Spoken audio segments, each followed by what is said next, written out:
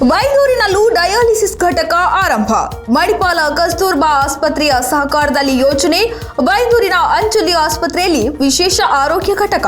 ಮಣಿಪಾಲ ಕಸ್ತೂರ್ಬಾ ಆಸ್ಪತ್ರೆಯ ಸಹಕಾರದಿಂದ ಬೈಂದೂರಿನ ಅಂಜಲಿ ಆಸ್ಪತ್ರೆಯಲ್ಲಿ ತುರ್ತು ಚಿಕಿತ್ಸೆ ಮತ್ತು ಆರೈಕೆ, ಡಯಾಲಿಸಿಸ್ ಮತ್ತು ವಿಶೇಷ ಆರೋಗ್ಯ ಸೇವೆಗಳು ಆರಂಭವಾಗಿದೆ. ಇತ್ತೀಚೆಗೆ ಹೊಸ ಸೌಲಭ್ಯಗಳನ್ನು ಶಾಸಕ ಗುರುರಾಜ್ ಕಂಠಿಹೊಳಿ ಅವರು ಉದ್ಘಾಟಿಸಿದರು. ಶಾಸಕ ಗುರುರಾಜ್ ಕಂಠಿಹೊಳಿ ಅವರ ನೇತೃತ್ವದಲ್ಲಿ ಈ ಯೋಜನೆ ನೆರವೇರಿದ್ದು ಮಣಿಪಾಲ ಆರೋಗ್ಯ ಸೇವೆ ಗ್ರಾಮೀಣ ಭಾಗದ ಜನರಿಗೂ ಅನುಕೂಲ ಕಲ್ಪಿಸಿದೆ.